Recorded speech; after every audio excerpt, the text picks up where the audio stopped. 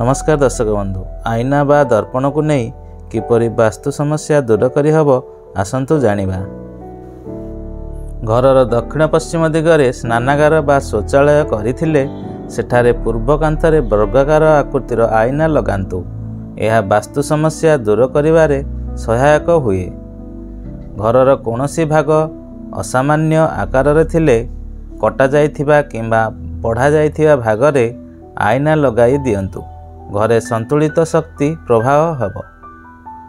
घर बाहरे कोनोसी विद्युत खुंट बा उच्च अट्टालिका बड़ गछ रहिथिले किंबा माटीरू कोनोसी तीक्ष्ण आकारर रूप बाहरी थिले घरर मुख्य द्वार रे पाकुआ आईना लगेबाकू परामर्श दिया जाइछि।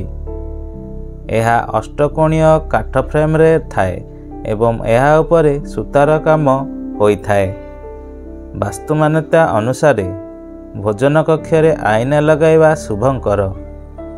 एहार कांथरे बड़ बड़ आईना लगाइले खूब शक्ति प्रभाव होइथाए, जहा सौभाग्य आने।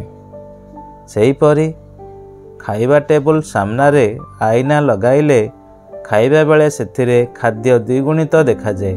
परिवारर सदस्य खुशी खाइबारु सेमानक स्वास्थ्य मध्य भल रहे।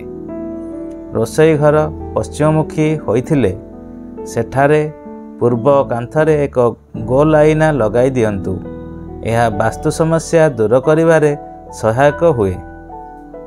दर्शक बंधु, आगु एपरि वास्तु संबंधी वीडियो देखिया पई एही चैनल को सब्सक्राइब करि नथिले चैनल को सब्सक्राइब करंतु।